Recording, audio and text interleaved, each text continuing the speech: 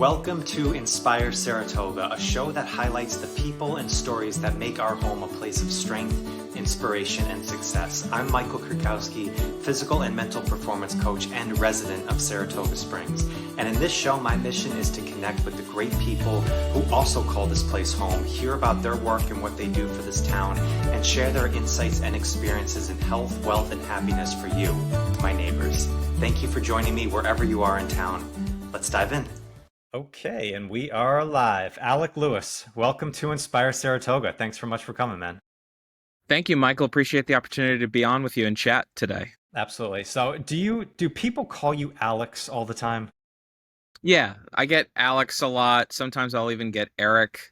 But yeah, it is Alec. It's not a nickname. Like Alec Baldwin is actually a nickname. His real name is Alexander. I was named Alec actually for Alec Guinness, the original Obi-Wan Kenobi, by my parents. Well, there you go. A beautiful origin story right there. That's awesome. Yep. So, Yeah. well, again, thank you so much. I really appreciate it. It's fun to turn the tides. Just got a chance to be on Built Different, which is the great podcast that you host here in our area here. Had a great time. So really, I'm excited to hear more about your journey. You've had a crazy journey over the last specifically few years of a lot of transitions. So to get to hear all about it, I'm really excited. So let's bring this back. I like to start very similar to you, just kind of with the origin story. Where'd you grow up? Like, are you from this area? How'd you come about of coming into this area? Sure. So I was actually born in Los Angeles, California. Both of my parents were actors. They were certainly working actors. They were not mega movie stars by any stretch of the imagination. But they fell in love with each other in the theater. My dad actually directed my mom in a play out in LA, and that's when they started dating. But as my mom was also pregnant with my now younger sister in 1990, 1991, they just felt like it was time to make a change. Their acting careers were good, but certainly not great. And they really wanted to prioritize being parents. And so my father had grown up in Buffalo, New York, but spent his summers in Manchester, Vermont. And they decided to actually move to Manchester, Vermont, where his mother lived. And he sort of thought it was a temporary move, that at some point he'd get some job teaching at a boarding school in New England. That didn't happen. Didn't quite work out that way. So I grew up in Manchester, Vermont, but certainly had a lot of ties to the Albany area. Manchester's only about an hour away. So I grew up coming to Albany all the time for different things, whether it was the circus or River Rats games, Adirondack Red Wings games, back when the Thunder were the Red Wings. So I've always felt connected to the capital region. It's a little different living here and being more immersed in the community. But that's really where I was born and where I grew up. Yeah. Do you remember much of your time on the West Coast? I know you were very young. No, I was only really about 2 years old when I moved to Vermont, so I don't have a lot of real memories as a little kid out there. But it's been great to have the resources now to spend more time in California. My mom moved back to California a few years ago. My sister lives there with her husband, so I'm out in California at least a few times a year now. And it's still great to be connected to that part of my life. It's very different from East Coast life. I'm kind of rocking a little Cali vibe right now, but it's a big part of my life. West Coast, East Coast. I've had the chance to travel all around America, and I just love people. And so in terms of the memories of California, it's been fun to go out there and get told a lot about how I was as a little kid. Yeah. What do you think's the biggest difference from the East Coast culture to the West Coast? Is it the vibe? Is it the flow? Is it like the people? What do you think is the biggest differentiation? I think a lot of it is the energy, the kind of, especially in the Northeast, like the closer you are to Boston, New York, DC, Philadelphia, there's just a faster pace. There's a lot more of that like high speed kind of career energy. And in California, it's just way more chill. I mean, there's the whole phrase California casual for even formal events. I think especially if you grow up around LA or spend time around LA, it kind of jokingly takes like an hour to drive anywhere. And that's one of the things, like, especially growing up in New England, when you can, there's a very different thing between California. If you think about California, how big it is, you drive 2 or 3 hours, you might not go that far. You drive 2 or 3 hours if you live in the Albany area or New England, you could travel between multiple states easily. So it's just such a difference in terms of energy and mindset, and just overall culture for sure. Yeah. So the traveling around, being around a lot of different areas in the country, is there a spot in the country that you kind of really love that you weren't maybe, didn't think that you would like as much, something that kind of surprised you as like, oh wow, this is a really, really cool spot. Well, one of my first political campaigns I ever worked on professionally was actually in Missouri. And for me, that was essentially studying abroad, going to like a completely Midwestern state, growing up as a New England kid. And, New England, very progressive generally. I'll even think of something like smoking. I'll never forget going, this was 2012, and Missouri at that time had the lowest cigarette tax of any state in the country. And they also still allowed you to smoke indoors in restaurants. So it was just such a whirlwind culture shock to me to be sitting in a Perkins restaurant at like 10, 11 o'clock at night and having like Kansas City Chiefs offensive linemen in one section. You have people smoking like a few tables down from them. And I'm just sitting there as like a young 20 something thinking like, how did I end up here? That was a very, but I joke about that just because some of the people were so nice. And I remember again thinking the culture differences with places. That area was also one of the highest rates of teen pregnancy in the country. And I only bring that up because it was just very common to have the parents, young parents, kind of going to work, the grandparents really raising kids. And, you kind of a New England bias, oh, you're thinking, oh, wow, that's like a problem that all these, kids are having, children so early. But the mindset was just very different. I mean, career out there was certainly second place compared to family. And it was just like, it was a major reality check to me to think, okay, like people can have very different mindsets about what are they really valuing, what are they prioritizing. And going back to the question about East Coast versus West Coast, you see in different parts of America how there's so many people that really put career and ambition front and center, but then there's other places where it's really all about family and living a more simple life. And that's okay for those folks. And Yeah. that was really cool to see.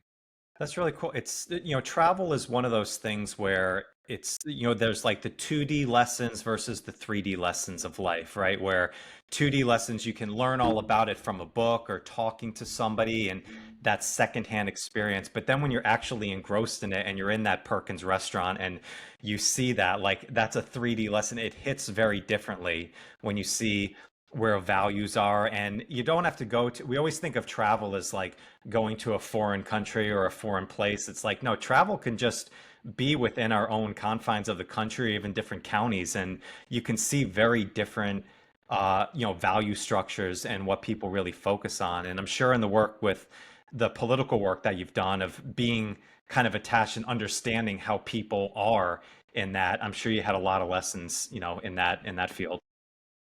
Absolutely. Politics is all about people, and it can be very divisive because so many of us, whether we're willing to express them or not, actually do have very strong political views. And a lot of people also are afraid of offending somebody or alienating somebody. And I've always loved to chat with people, smart people who disagree with me. Probably to a fault, I like to argue and debate, but it's always from a place deep down of trying to understand where people are coming from. I think one of the most fascinating fields in not just politics, but life is political psychology, thinking through what makes somebody predisposed to think more like a liberal or more like a conservative. And I always find that we have to build the strength to talk with people who really might disagree with us because we learn so much from that. And it is its own muscle. You talk about strength in a lot of different contexts, and we've lost a lot of that in our culture, the ability to disagree without being disagreeable, to really seek to understand versus seeking to be understood. And that starts with being able to talk with people and not take yourself so seriously and work to find common ground. My great uncle Jamie Clark was a congressman from Western North Carolina, and my cousin Jamie is actually running for his same congressional district right now down in North Carolina. And Jamie always had this attitude, well, if I can agree with somebody 10% of the time, then I agree with somebody 10% of the time.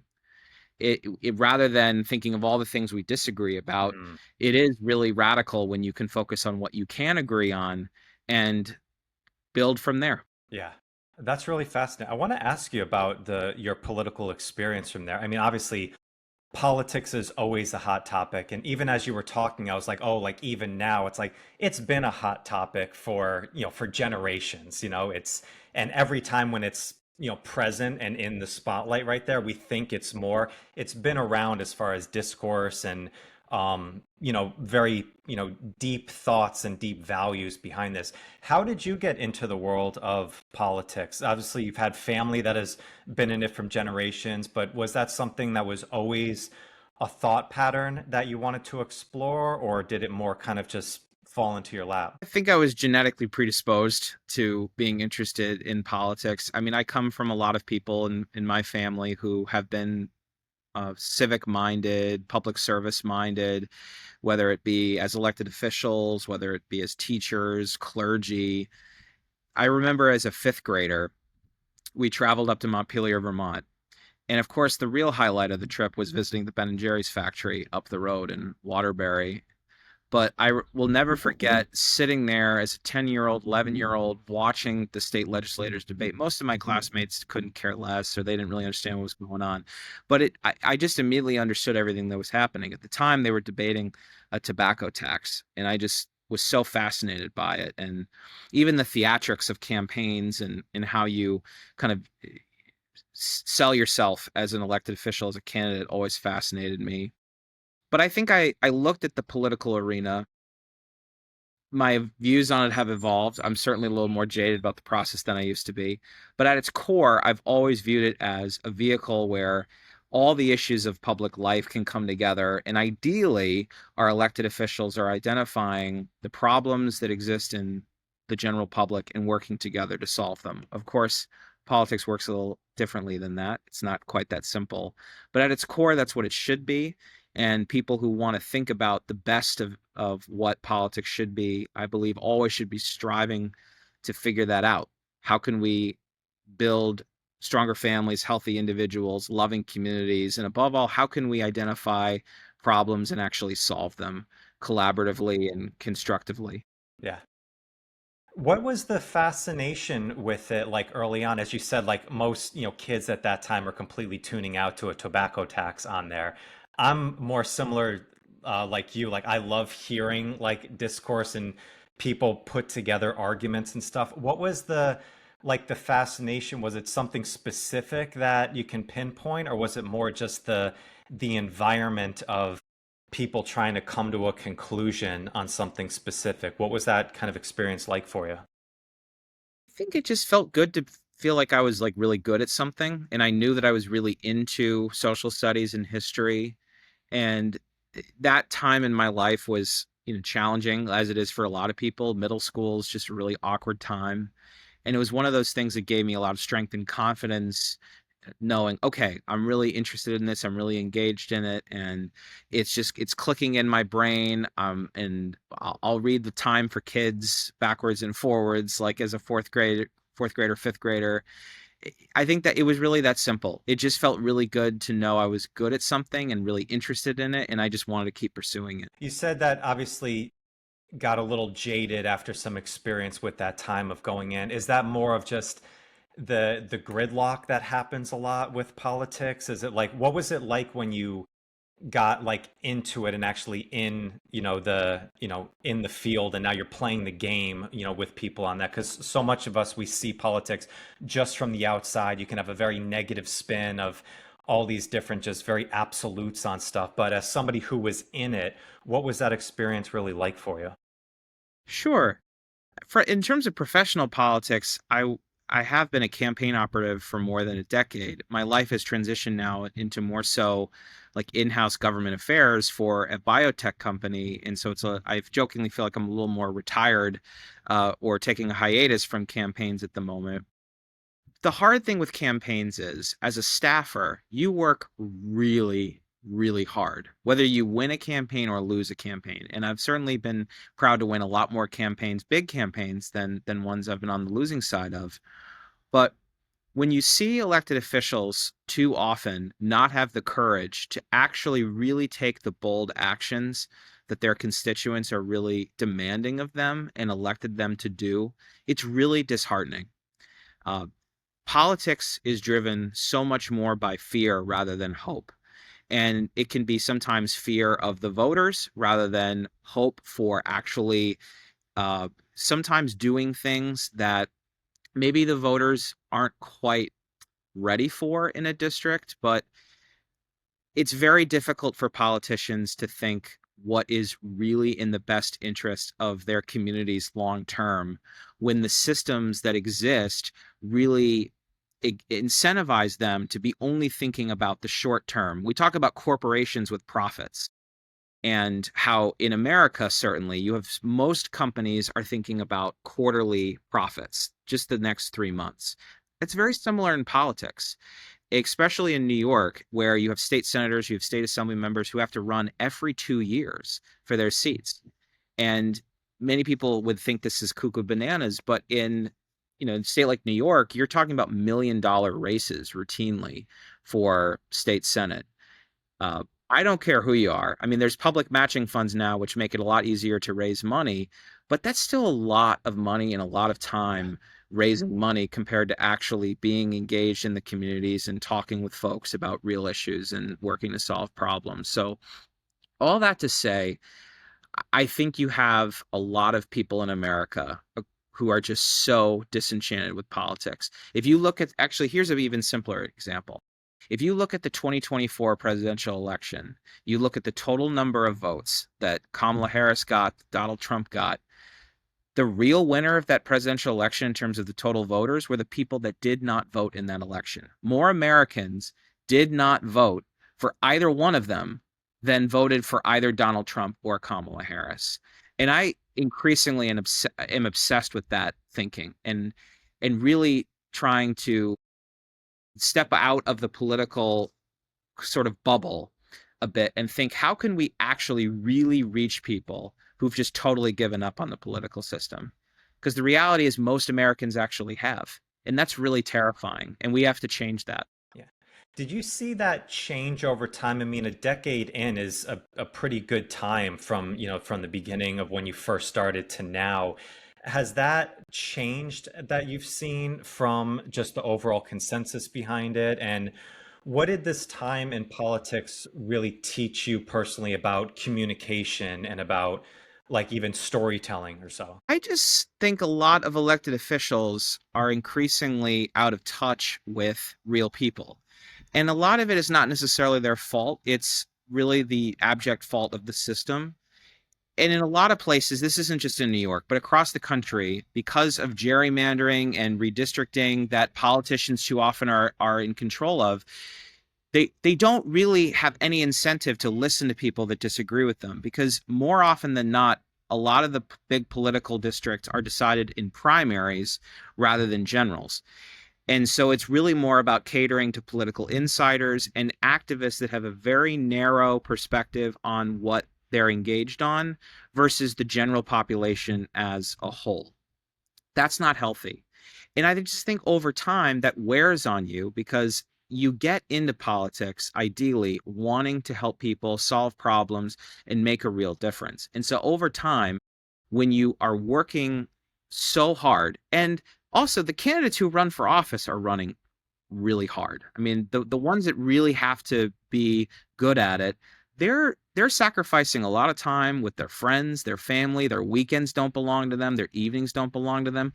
Even a lot of the politicians that people don't like, you might not agree with their political views, but there are people that I disagree with immensely politically who I objectively know are showing up to every event they possibly can in their districts. And that is doing the work. You might not like their philosophy politically, but being in the community, talking with folks, you're kind of a cheerleader for the community. All that to say, when people are not doing that and they're not really making the hard decisions that you know are really needed to fix the real problems, it just becomes disheartening over a long time. And so I know that I don't want to be a total cynic about it, But I do think we're in a point in America where our elected officials really need to step up and recognize that you have so many people who are frustrated, who are full of angst and anxiety. And the best thing you can actually do to get them back is to stick to your word and solve real problems. Yeah. I love the insight on it, Alec, and it's always fascinating. I try and look at it from my view as these are human beings. Like it's so easy to demonize one politician that you don't like and then, glorify the one that you do like from there, not recognizing like, man, this is like I know I've been on the hustle grind before where you're working every hour of the day. Like I don't care who you are.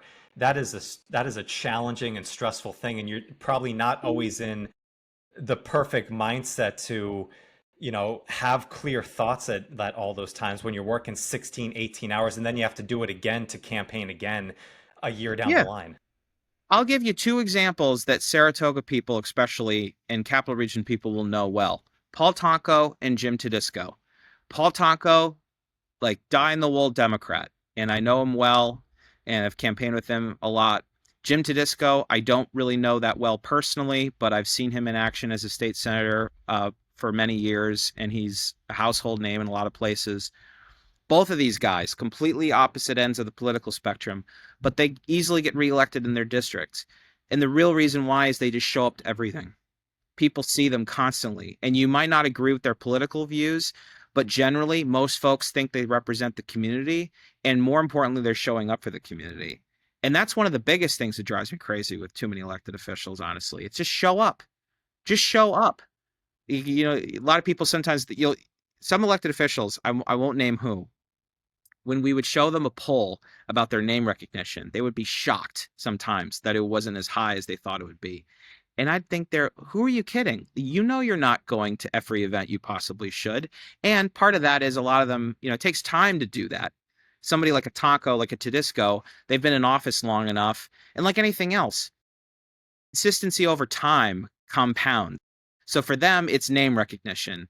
But that's like, without getting too into the political weeds, you think about that across the board in your life. If you're just consistently showing up over time, people are going to see you showing up. And that's part of building your brand and credibility. That's great. It's a perfect segue into the work I want to talk about with you, which is the health and fitness world, which you are a huge advocate of a lot of different places in the area, from your social media as well as your podcast, Built Different. But I know this started with a very personal journey for you of transformation in health and fitness. I first met you at Nora Matthews' gym, Her Strength, for the kettlebell club in there.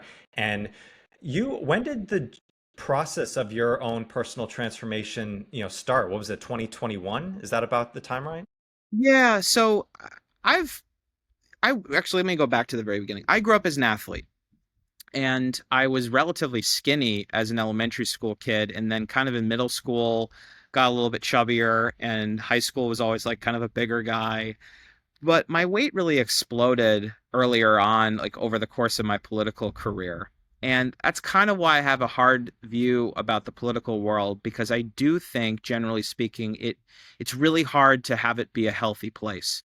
It's crazy to me now that I have conversations with politicians and elected officials more often about my workout routine, and they're asking me for health and fitness advice when it was just a few years ago that I was actually weighing over 400 pounds. And that was really what changed the game for me. And I just kind of was oblivious. I was ignorant. I was willfully ignorant about, kind of where my weight was going. And then it was really my sister's wedding really 4 years ago, actually, the summer of 2021, where I'd gotten pictures back from it. And I just really broke down, Michael. I really did, thinking, if I ever want this for myself, you have to be honest that you're nowhere close to loving yourself. I like to think of it as, for me as a performer, I believe that everybody deserves to feel like they're the leading man or the leading woman of their own life. And at best, too many of us feel like we're the supporting actor, at best, of our own life. And we don't deserve to feel that way. We only get one life. And it just started a chain of events that really led me to making a decision to begin a very aggressive weight loss journey in 2022.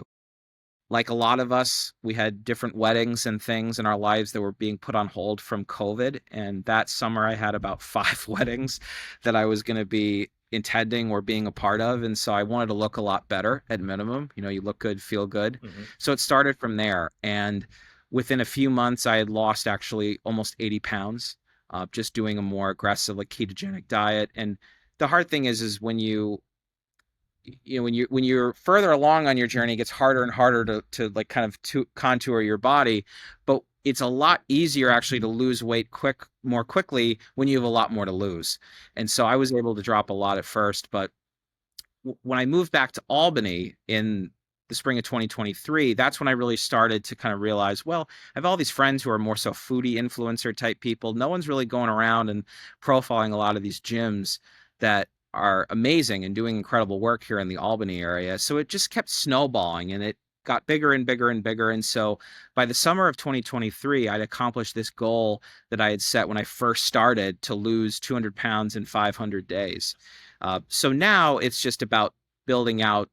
I jokingly, want to build out washboard abs There you and go. just continue to get stronger and build out the physique. So I guess for me, it's just about having fun at this point and thinking about how I can be as athletic as possible. Uh, I drop a lot of catchphrases for different things, but I think of my training a lot as strengthen and lengthen in terms of strength training and hot yoga. But now increasingly, I'm like, okay, you got to get back in running a little bit more too, because I have a lot of big goals that I want to achieve, like doing half marathons. Someday I'd love to do the Ironman in Lake Placid. Uh, but that's really where it all started. And one thing, maybe to center the answer to your question, and this is something I think about all the time, and this is a shout out to my good friend Mike Bayhill, who's a coach over at Orange Theory, DJ Mix It Up New York. He said to me once, your fitness journey is always just beginning. And for your listeners, I think that's a really good mindset to always have. And I know you've said something similar to me too in our conversations, but it's a really big mindset. No matter where you've started, you're always just beginning. Every day is a new opportunity to fall in love with your own fitness and health and wellness journey. And that's where I am in my life. And it's really fun to document it and also hopefully help inspire people to fall in love with their own journey. That's beautiful, Alec. There's a lot of threads I want to pull on this. One of the phrases I always go back to is, I think it was Thoreau that said, no man steps in the same river twice, for it is not the same man and it's not the same river. And it's always just a linchpin of just going back, being like, oh, today is like, brand new. Like what you did before, that's great, but it really doesn't matter of what you can do today. And I think that works both for when things are going well, meaning like, okay, you need to keep the momentum going. But it's also if things are going, poorly as well. It doesn't mean that today, you have to stay at that same stuck in the mud as yesterday. Today's brand new. And it's easy for us to say often, but actually staying in the present is one of the best things that you can do for this journey. But when you said this with going back to the picture at your sister's wedding, and that was a pivotal moment of switching, was this a thought in your head beforehand? I mean, sitting in that moment, like I'm sure it's on your mind as someone like, I got to get my shit together, I got to figure something out, and then something happened. What was the time before that like with your thoughts around health and fitness, around, your, personal self-compassion, about health and stuff? What was that time like? I've always gotten along with people and had a pretty outgoing personality. So I was able, I think, to just convince myself in different ways that I was happier than I was. I think people who are overweight can be some of the best actors in the world, more so because they have to be in order to cope with the reality that a lot of times you are just very unhappy. When you get into those moments where you're by yourself, alone, it's late at night, maybe you're a hopeless romantic and you're wishing you had somebody special in your life, that's when it really hits you at times that you're not as happy with your life as you want to be. And that's the hardest thing. And I think a lot of times too, you also have to take ownership of it is all on you. No one's coming to save you. You have to do the work yourself. You can have friends who will love you and support you for who you are, but ultimately that choice to change your life is all on you. No one else is going to do it for you. And it's really hard because it is immensely difficult to say that you're not happy with who you are. And it takes a lot of inner work and healing work to come to grips to have the strength to say, you know what? I'm not happy with where I am, and I am going to have the courage to change it. And so, partly, that's why I'm so grateful to anyone who follows me on Instagram, because I had deleted all my social media before I started my health and fitness journey. But I took the mindset that if I started documenting it and I convinced myself that people were wanting to see if I was going to stick to it, it would help motivate me at minimum to keep going. And it worked. But that motivation is basic. Ultimately, you have to fall in love with the process so much, as you know well from your level of consistency, that it just becomes automatic. It's one of those things that brushing your teeth or, taking a shower in the morning, like it has to become that type of automatic, but it doesn't happen overnight. And for anybody who's listening to this and feeling like, oh, I can't do that, trust me. If you knew me a few years ago, I wouldn't have been capable of doing this. And that's all to tell you that no matter where you think you are in your life, you can change the game for yourself very quickly. But it does take the courage to know that you need to make a change. Yeah, I love that. One of my favorite things to do, Alec, is take phrases that we hear all the time and actually dissect them down into what does that actually mean, or how is it how is it taken in? And love the process is one of those we hear all the time, right? Most of us take that though and think that it's like the process.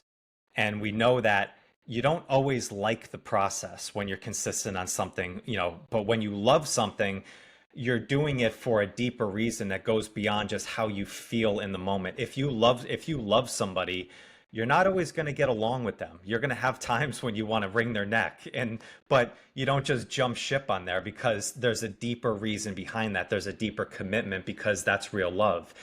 And I think that's a similar thing I've tried to speak to with my clients and the work I've done in coaching is when you love the process, it doesn't mean that like you're always going to like it. Like and love are two very different things. It's a luxury and it feels really good when you do like the process and things are going really well. But when you really fall in love with it, it goes into something deeper. When you started, obviously there was a weight loss goal in here of dropping weight down, going from 400 pounds down from there. Was there a moment when it shifted beyond just losing weight into something deeper? Was that something immediate that you tied along with the physical changes you were making, or did that come along the journey and along the process, which has helped you stay consistent? That's a great question. It came along the journey for me. And that's the beautiful part of any fitness or health or wellness journey, is that it continues to evolve. And as you and I have talked about on my podcast and in other settings, when you really start focusing on your fitness and you start to feel like you're looking good, you're feeling good in your body, it's contagious across every other part of your life. And that's what kept happening for me. And I would have the courage to look at other things in my life. And I know for sure that if I hadn't embarked on this journey, I wouldn't have had the courage to take the next step in my career, and actually next steps, because I've taken several steps in my career. I wouldn't have had the courage to even start thinking that I could contribute something as a content creator. I wouldn't have had the courage to work on myself enough to improve my ability to be in a healthy relationship. My spiritual life has gotten better. My family life has gotten better. It's just, that's the way it works. I've never met someone who started prioritizing their fitness or health and wellness whose life didn't get better. I'm still waiting to meet that person who's like, yeah, I started working out and my life turned to crap. I haven't met that person yet. If you're out there, let's talk and we can hopefully turn your life around. But Yeah. in all seriousness, I think for me, from a bodybuilding standpoint, that's what changed for me. I remember the first year I was just focusing on like rapid weight loss, and I was just kind of riding the bike at Planet Fitness. I didn't even pick up a weight at all. Now it's a lot more about functional strength training and having that balance between being strong, muscular, having that nice physique, jokingly again, washboard abs, but also just feeling athletic. And I think that the best part for me, Michael, is like I finally feel like I'm in the body I was meant to be in. going back to that little kid who loved to run around, play sports and everything else. And so it's just fun to feel like an athlete. Everybody deserves to feel like they can move in their body. And sometimes I think in the fitness industry, we use words that are unintentionally more polarizing than they need to be. When you talk about training like an athlete, well, if you've never thought of yourself as an athlete, that might seem really intimidating. Instead of thinking of, like, for certain people, yeah, maybe you're going to want to feel like more of a badass and you can jump around and do all this crazy stuff. And yeah, you want to train like an athlete. But above all, it's just training to be strong and healthy. Yeah. And that's the best part for me. So I love combining now strength training. Yoga is a newer thing. Mhm. I mean, I fell in love with that along the way, but I didn't start out doing yoga. Now I love it for all sorts of things. Yeah. Uh, No, that's I mindset. love that you brought that up, Alec. I love this thread because what I really like about the work that you do on your social media is you promote a lot of different areas of strength and of wellness out there. And I think it's such a vital thing because as you said, you know, it's an evolution. Like what you started with and what you were doing at the beginning when you first started the journey, it's changed and it's evolved over time.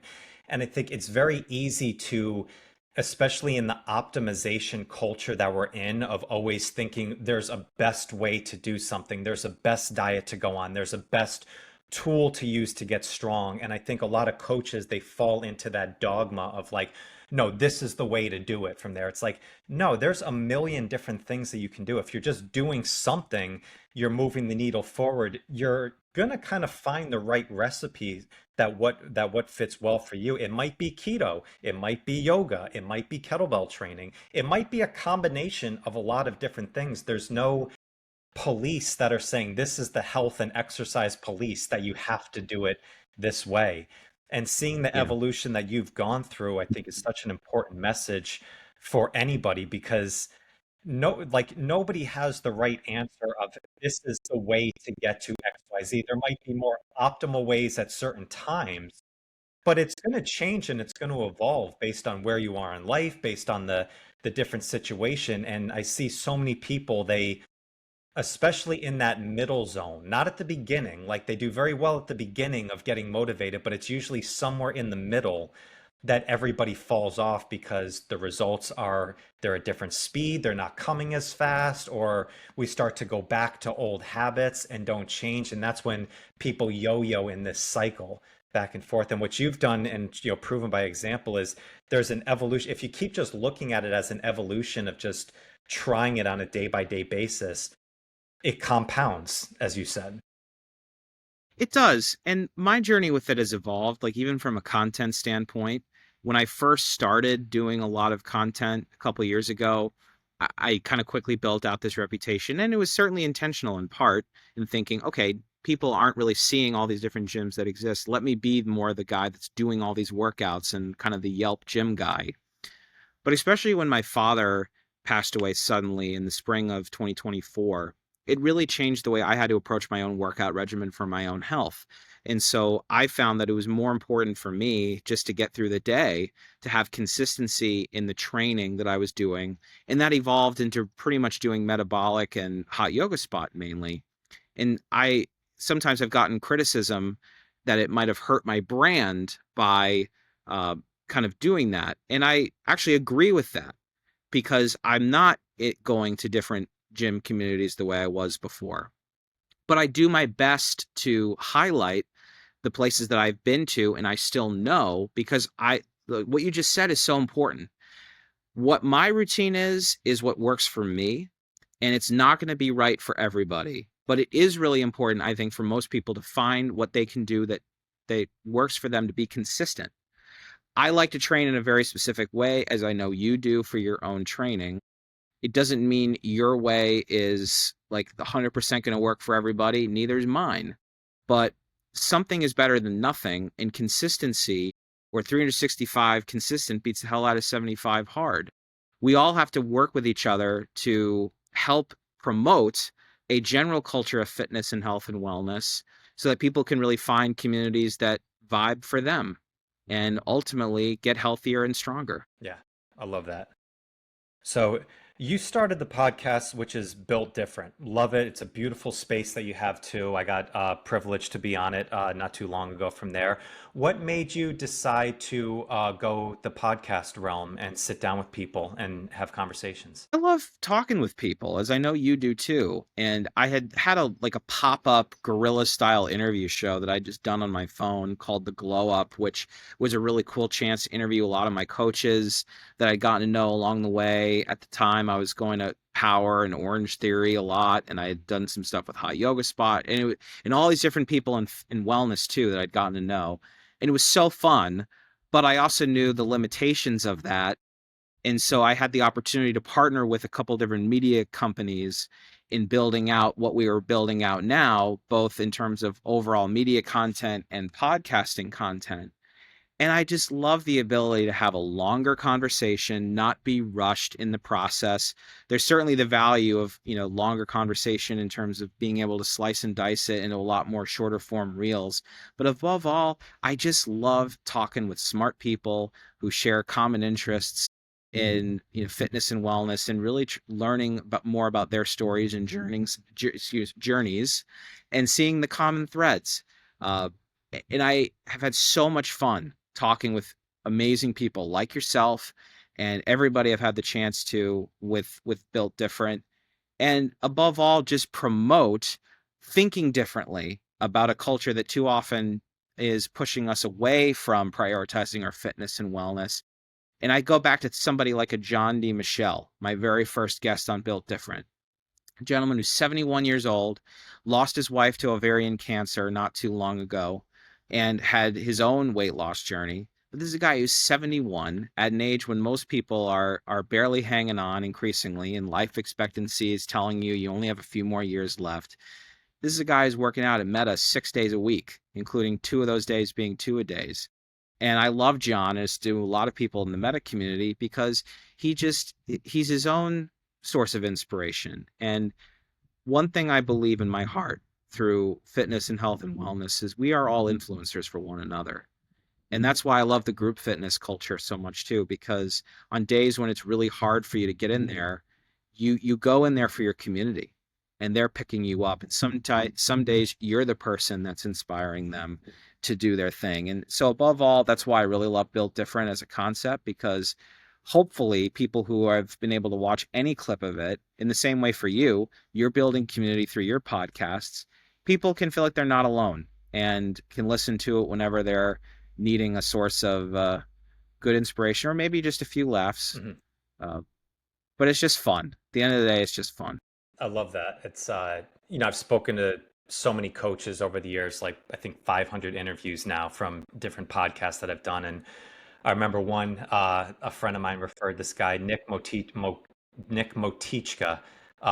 who was a police officer who had a major journey with microdosing and psilocybin, and it really kind of cured his severe depression. And I was just curious about it, but it was the first kind of conversation outside of the normal demographic that I was, doing on my podcast. And it was one of those like hour, 15-minute conversations that just flew by like that because it was so fascinating. And what it kind of realized is, regardless of your identity or your title behind you, like everybody's trying to aim up in their life and trying to find strength through the struggle that they're going for. It might be a coach, it might be somebody who found fitness down the line who was, overweight and then went on their own journey, or it might be somebody that, Nick had a very traumatic experience, being a police officer that threw him into a deep depression and was searching out different, experiences from there. So, what I found from this is, like, we're a lot more kind of like what you talked about in your political experiences. We're a lot more similar than we are different. And it's so easy to only see the differences that we have and put a divider between us, where even if you agree with somebody on 10%, that's something that you can build a conversation around and have some value with, and you can get something and, reciprocate some value with other people. And I think that's where the art of conversation really is. That's why it's the oldest form of storytelling. Absolutely.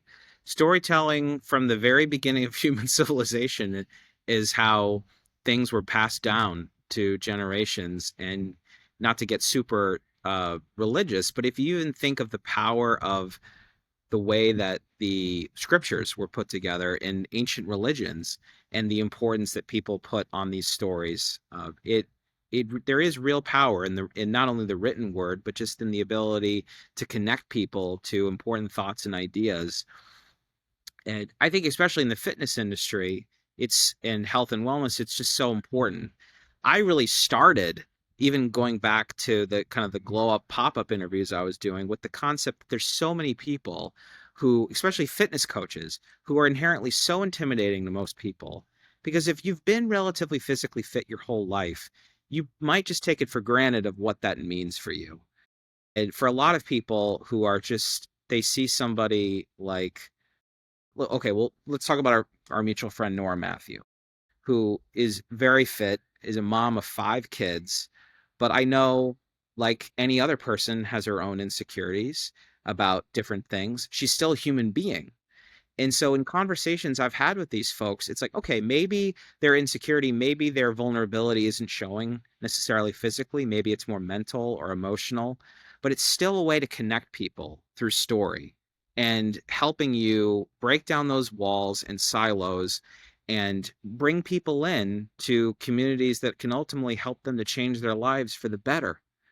Because again, going back to our history on fitness, I still have yet to meet anybody who, once they fell in love with the process, their life just didn't get better. Because you just have the courage to know that your life can be better. And you even think about public policy. Most money that we spend in America, that's actually domestic policy spending, not like foreign aid, not defense spending, really is either on education and healthcare.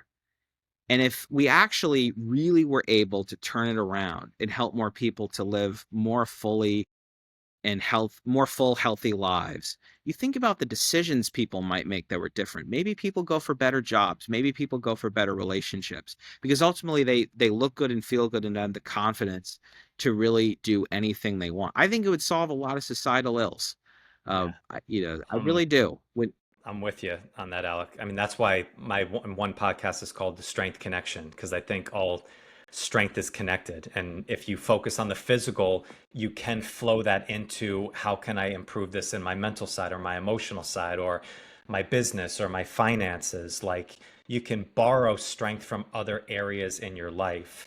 And that was really interesting what you said. It's like, some people they have the physical down on the outer shell, but it doesn't mean that there's other areas that that doesn't mean that they've got everything down from there. Like it's like they've got that part that they've really committed and specifically in, but everybody's struggling with something. Some other people might have it on their articulation and on their acumen and their intelligence, but the physical side is lacking a little bit more. Like nobody's a finished product here. We're all trying to, mold this sculpture.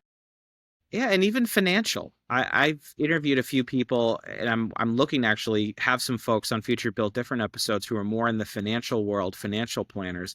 I can think of somebody like I talked about Mike Bayhill before, somebody like a Sammy Bayhill, his wife, who is also a coach at Orange Theory. She has been great at doing content on their financial journey to become debt free and how to live a life that is financially fit. And there's other folks I've had the conversation with about that too. A lot of people that is very connected to their fitness. And actually, there's a lot of great studies that have actually shown that the more people prioritize their physical fitness, typically their financial health gets a lot better too, because they're approaching that realm of their life with a lot more discipline. And whether you're tracking your macros or tracking your budget, there's very similar skill sets that are developed in both those realms. Yeah, I love it. So, Alec, this has been awesome. I have some rapid fire questions to close us out here for you. They start a little bit more goofy and then a little bit more introspective from there. Okay. So, window or aisle seat? Aisle seat. Okay. Sweet or savory? Sweet. Beach or mountains? Mountains. Do you have a favorite mountain? Just the Green Mountains. Nothing like them. The Green Mountains of Vermont. I love it. Okay. What's the last thing you've recommended to a friend or family member? A book, a movie, a show? I recommended Shrinking, the Apple show, just because I also love Harrison Ford, and it's some of the best acting I've ever seen him do on that show. Hilarious show. Beautiful recommendation. Okay. What's the best advice you ever received? Um, Stay calm and carry on. What's the worst advice you ever received? Uh, Only focus on pursuing your passion. I think I say that because people get told to pursue their passion all the time. And a lot of times you might be passionate something that doesn't pay you anything. So I often think of figure out first what you're talented at and what you're passionate about. And ideally, you can do okay, make being productive, making some money doing something that you're talented at, and then working to have your talent and your passion be aligned. It's beautiful. I remember Scott Galloway said that, which I loved. He's like, no, find your Yeah, talent, not your passion first. It's beautiful be if they spot on. align. It's beautiful if they align together, but find that one first. You're going to be a lot happier. Yeah, there's a similar quote. There's a theologian I love, Frederick Buechner, who was a family friend of ours, and he talks about, having the world's deepest hunger and your heart's greatest gladness or deepest gladness meet. So that's another way of thinking about it. Identify what is the world's real need and what makes your heart soar. And again, thinking about from a service perspective, what can you do to really help people? But that's the basic idea, right? If you're in doubt, figure out what you really like to do that is actually helpful for other people. Yeah, I love that. All right, final one. Who inspires you the most to be the best version of yourself? Oh, wow. That's a great question. Uh, I've had a long and interesting faith journey, but I think the life as a human being of Jesus Christ is really powerful and impactful. I think just the way that, from a radical standpoint of engaging people and serving the poor and even how you treat people, you treat your enemies, just the life example of what it means to be a human being modeled. Again, you don't have to be a Christian. You can just like kind of view it as a human being. Just really powerful and constantly challenging you to think differently and to be built differently. That's a beautiful send off. Alec Lewis, you're the man. Thank you so much for coming on, brother. I really appreciate you. Where should people go if they want to check out everything that you're building, everything that you're working on? Well, my Instagram, Alec Lewis, Alec D. Lewis is really the way to go about it. There's links in there to, all of our built different episodes that are on YouTube, Apple, and Spotify. And Michael, I just want to thank you for just your heart, your spirit, everything you're doing in the community and beyond, and the impact that you continue to have on so many people. Back at you, brother. Really appreciate it. Thank you so much, listeners. Thank you. I'll connect with you guys on the next one. Peace.